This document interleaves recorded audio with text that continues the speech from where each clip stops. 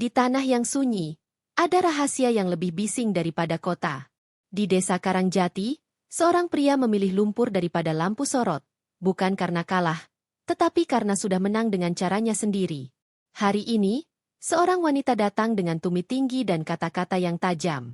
Ia mengira dirinya berdiri di puncak, tanpa sadar tanah di bawah kakinya bukan miliknya. Inilah kisah ketika penghinaan berubah jadi cermin, dan kebenaran berjalan pelan, namun selalu sampai tujuan. Jangan lupa, kalau kamu percaya bahwa martabat tak bisa dibeli, like, komen, dan subscribe, agar kisah ini menemukan lebih banyak hati. Pagi menetes di Karangjati. Langit biru pucat, angin menyisir padi yang menguning, suara serangga bersahutan seperti orkestra. Di pematang, seorang pria muda memikul karung gabah. Bahunya lebar, matanya teduh. Namanya Arga. Warga mengenalnya sebagai pemuda yang jarang bicara, tapi selalu menepati janji. Pagi, Gah, sapa Pak Manan dari gubuk bambu. Arga hanya mengangguk, senyum tipis, senyum yang menyimpan sesuatu yang tak ia pamerkan. Deru mesin mendekat. Di jalan tanah yang jarang disinggahi mobil, sebuah sedan hitam mengilap melambat, lalu berhenti. Pintu terbuka. Seorang wanita turun, gaun hitam rapi, langkahnya berhitung. Nadia. Wajah lama, cerita lama, hati yang sudah dipisah waktu. Tatapannya menyapu Arga dari kepala sampai kaki. Senyum miring yang terasa seperti sayatan. Aku dengar kabar. Ternyata benar. Ucapnya datar. Dari jas berkelas, jadi petani kotor. Memalukan. Warga menahan napas. Sebagian berpura-pura tak melihat, tapi telinga mereka tak bisa menutup. Arga menurunkan karung pelan. Tidak membalas. Tidak marah. Hanya senyum itu. Lebih tipis. Lebih dewasa dari luka. Nadia melangkah mendekat. Tumitnya menancap di debu. Jari telunjuknya hampir menyentuh wajah Arga. Kau harus lihat hidupku sekarang. Dion memperlakukanku seperti ratu. Kau bahkan tak pantas dibandingkan. Nama itu, Dion, melintas seperti bayangan. Arga menoleh sekilas ke kaca mobil yang memantulkan langit. Di baliknya, siluet seorang pria duduk tenang di kursi pengemudi. Tenang, atau bersembunyi, angin lewat, membawa bau padi, dan kalimat Arga jatuh pelan. Seperti nasihat, bukan pembelaan. Hidup bukan soal siapa yang tampak lebih tinggi, katanya, tapi siapa yang bisa tidur tenang setiap malam. Nadia mengernyit. Entah tak paham, entah tak peduli. Ia berbalik, menutup pintu. Mesin mendengung. Sedan hitam itu melaju, meninggalkan debu yang naik sebentar lalu jatuh bersama gumam warga.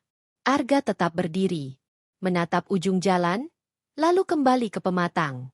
Karung diangkat, langkah dilanjutkan. Pada senyum tipisnya, ada bayangan rahasia, bukan ancaman, hanya waktu yang menunggu bab berikutnya. Desa akan selalu menyimpan yang kota ingin lupakan. Akar. Dan akar itulah yang tak pernah jatuh saat angin sombong bertiup. Besok, kabar dari Jakarta akan datang bersama tawaran manis. Tapi di Karangjati, bukan semua yang manis perlu ditelan. 3 tahun sebelum Karangjati jadi rumah, Arga berdiri di bawah lampu-lampu mewah Jakarta. Jas hitam, dasi rapi, gelas kristal di tangan. Malam itu gala amal, tempat orang kaya datang bukan untuk berbagi, tapi untuk pamer siapa paling berkuasa. Di antara denting piano dan kilau berlian, mata Arga bertemu dengan seseorang. Wanita bergaun merah, rambut terurai, senyum penuh percaya diri. Nadia. Saat itu, ia bukan sekadar cantik. Ia adalah ambisi yang berjalan dengan tumit tinggi. Boleh saya tahu siapa pemilik senyum dingin itu? Nadia menyapa. Suaranya ringan tapi menantang. Arga tersenyum tipis. Seseorang yang lebih suka bekerja daripada bicara. Obrolan singkat, tapi api cepat menyambar. Hari-hari berikutnya, mereka makan malam di restoran bintang 5, liburan singkat ke Bali, foto-foto indah diunggah ke sosial media. Semua terlihat sempurna. Namun, di balik semua itu, Nadia mulai memperhatikan satu hal. Arga, meski kaya, tak pernah suka memamerkan kekayaannya. Mobilnya sederhana dibanding rekan bisnis. Jam tangannya tak berganti-ganti seperti pengusaha lain. Ia lebih suka kopi warung daripada wine impor. Di sebuah malam, Nadia berbisik saat mereka duduk di balkon apartemen. Kenapa kamu tak pernah menunjukkan siapa kamu sebenarnya? Orang-orang harus tahu kamu bisa lebih besar. Arga menatap lampu kota. Aku bekerja untuk hidup, bukan hidup untuk dilihat orang. Kalimat itu justru jadi awal retaknya cerita. Nadia ingin panggung. Arga ingin ketenangan. Hari-hari berlalu, dan di setiap pesta, Nadia mulai membandingkan. Lihat Dion, dia baru buka cabang perusahaan, langsung trending. Atau si Richard, jam tangannya seri terbaru, semua orang lihat. Arga tetap tenang. Tapi di balik tenangnya, hatinya tahu, badai ini akan pecah. Dan benar. Satu pagi, Nadia meletakkan cincin di meja. Matanya dingin. Kau terlalu sederhana untuk dunia ini. Gak. Aku butuh seseorang yang bisa membuatku merasa lebih. Arga menatap cincin itu. Tak ada kata protes. Hanya satu kalimat. Kalau itu maumu, semoga kau bahagia. Malam itu, Arga meninggalkan kota. Bukan sebagai orang kalah, tapi sebagai orang yang memilih jalannya sendiri.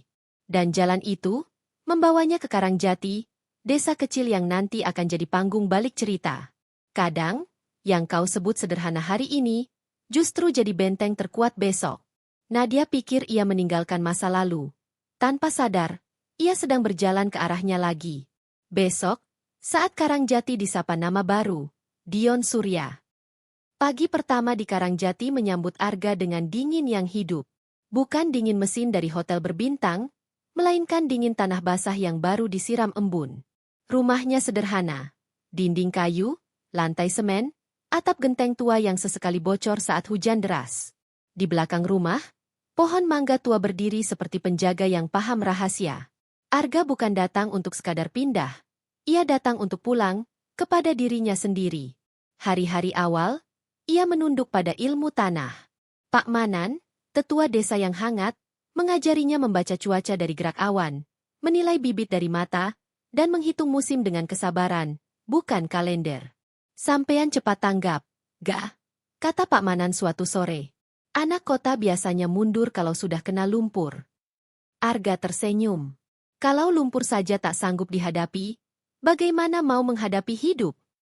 Namun, di balik kaos lusuh dan telapak tangan yang mulai kapalan, Arga tetaplah Arga. Pemilik kendali atas konglomerasi besar yang jarang disebut, apalagi dipamerkan. Malam-malamnya ditemani layar ponsel yang memancarkan grafik, angka, dan laporan. Bukan laporan biasa. Ini denyut nadi puluhan anak perusahaan dari logistik, properti, hingga energi. Satu malam, telepon berdering. Suara di seberang formal, menahan hormat. Pak Arga, Dewan Direksi sudah menandatangani keputusan promosi manajer baru di divisi energi. Nama yang diusulkan, Dion Surya. Hening sesaat. Nama itu seperti bayang yang pernah lewat di teras hati. Setujui saja, jawab Arga, datar, tanpa embel-embel. Telepon ditutup. Di teras gelap, hanya bunyi jangkrik dan wangi tanah yang berbicara. Arga menatap bulan, tenang, namun tajam. Ia tahu sungai kecil bernama takdir sedang mengalir menuju satu pertemuan. Pelan, tapi pasti. Di siang lain, anak-anak desa berlarian di pematang. Arga ikut memikul gabah, membantu menata lumbung, meminjamkan alat, hingga mengajari berhitung saat senja. Warga mengenalnya sebagai sosok yang tidak pelit ilmu. Mas Arga itu kalau janji, ya ditepati, kata Siti, yang sering membawakan kopi. Tidak ada yang tahu, setiap pilihan bibit, pola irigasi, hingga cara jual panen disusun Arga dengan logika seorang pebisnis ulung. Ia tidak sekadar menanam padi, ia membangun sistem yang mandiri. Kota mungkin melahirkan nama besar, tapi desa mengajarkan arti kuat yang sesungguhnya. Dan ketika akar sudah menembus dalam, angin paling kencang pun hanya lewat sebagai kabar. Kabar itu akan datang, membawa tawaran manis yang tak perlu ditelan. Siang yang lengang di Karangjati tiba-tiba berderit oleh rem sebuah truk. Debu terangkat, menebal sebentar, lalu jatuh di depan lumbung. Seorang pria turun, jas tipis, celana bahan licin, sepatu mengilap, penampilan yang tak akrab bagi tanah. Pak Arga. Ia membuka map berlogo perusahaan agrikultur.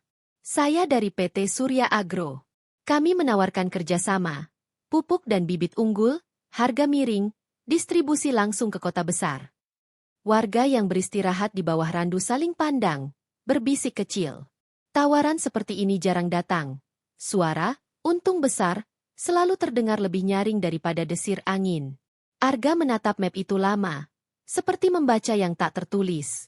Terima kasih, katanya pelan, tapi kami sudah punya sistem sendiri. Pria berjas kaget. Bapak yakin? Perusahaan kami sudah kerjasama dengan banyak wilayah. Direksi kami terhubung langsung dengan, ia menahan diri, kemudian menyebut, Dion Surya. Nama itu menyentuh udara. Warga tak paham kenapa mata Arga tetap teduh. Sampaikan salam saya pada Pak Dion, ucap Arga, singkat. Truk itu pergi, menyisakan tanya. Pak Manan mendekat. Mas, kenapa ditolak? Kalau pupuknya bagus, panen kita bisa dobel. Arga menatap hamparan padi. Kadang yang manis di awal justru merusak di belakang. Kalau harga naik sepihak, siapa yang menanggung? Kalau tanah rusak, siapa yang memulihkan? Kita harus berdiri di kaki sendiri, Pak. Malamnya, lampu kecil di meja kayu menerangi wajah Arga. Laptop tipis terbuka. Di sana, mengalir laporan internal PT Surya Agro, anak usaha di bawah payungnya sendiri. Angka-angka, kebijakan harga, peta distribusi, semua telanjang di depan mata yang sudah hafal detaknya. Ia menutup laptop. Di luar, angin malam membawa aroma padi kering. Tanda panen segera selesai. Arga tahu, ini bukan hanya panen padi. Ini panen rencana. Tawaran manis tak selalu beracun, tetapi kedaulatan jarang punya diskon. Esok lusa, nama yang sama akan datang, bukan lewat kurir, melainkan langsung ke pematang. Bersama seseorang yang dulu pernah ia cintai, dan kini berdiri di sisi lawan bicara. Jakarta setelah hujan, lampu-lampu memantul di aspal basah, memperbesar segala yang berkilau. Di lantai 32 sebuah apartemen, Nadia berdiri di depan cermin. Gaun malam berkilau, lipstik dibenahi, jam dinding dicuri pandang. Dion, kita terlambat. Suaranya meninggi, menyelinap ke ruang kerja. Dari balik meja, Dion tak menoleh. Sebentar. Ada laporan untuk direksi. Sejak setahun terakhir, kemewahan Nadia berubah menjadi kalender menunggu. Makan malam mewah diganti file yang harus terkirim. Liburan spontan diganti rapat yang tak kenal Sabtu. Di gala malam itu, senyum Nadia berjalan rapi di samping Dion. Komentar tamu berkelebat. Kamu beruntung, Nat. Dion orang dalam perusahaan raksasa. Pemiliknya itu legenda.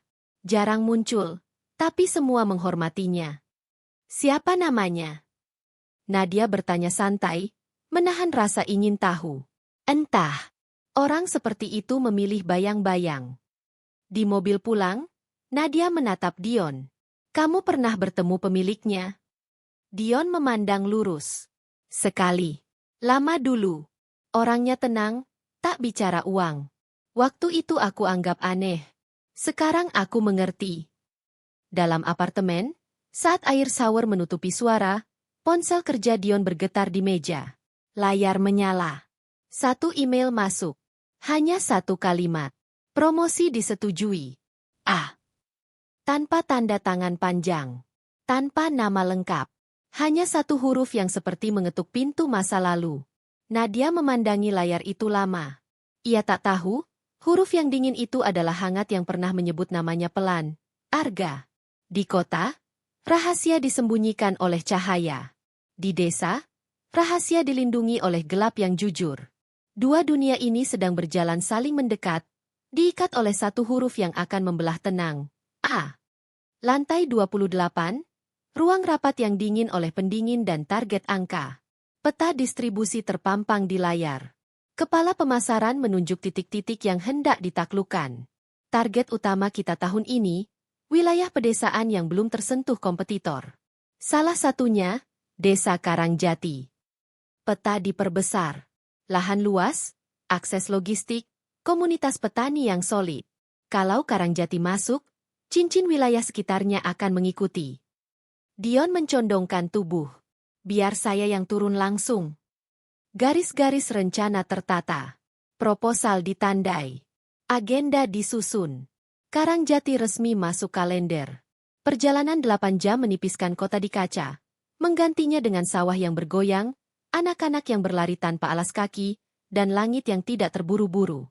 Mobil berhenti di penginapan sederhana.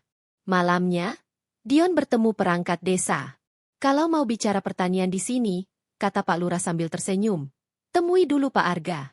Dia yang memimpin kelompok tani. Nama itu jatuh seperti batu kecil di permukaan air. Riaknya mencapai Nadia yang duduk di teras.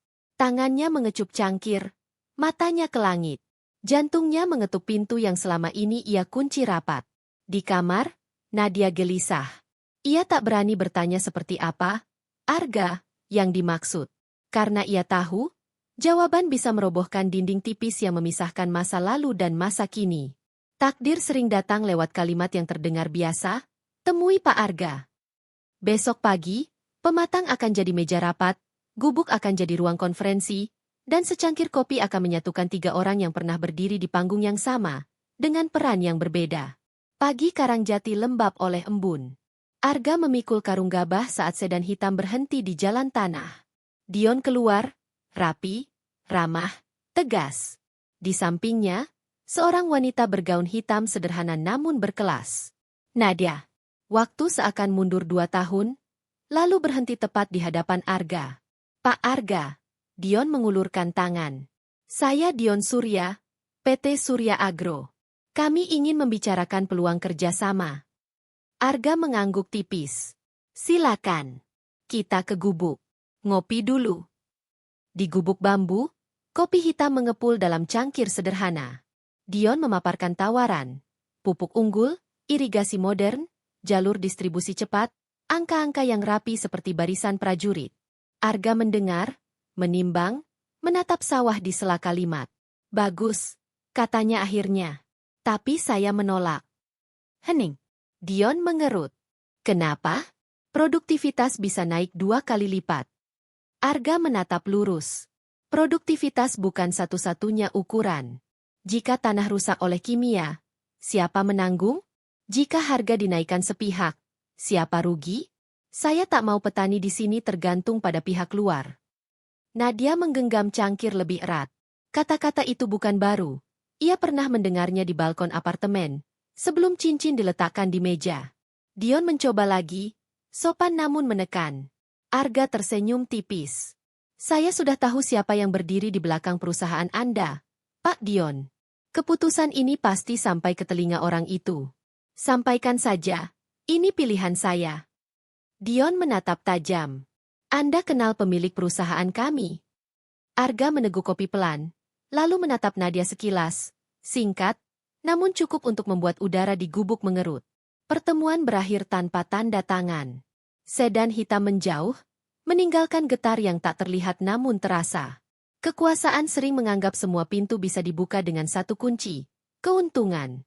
Di Karangjati, ada kunci yang lebih tua, kemandirian.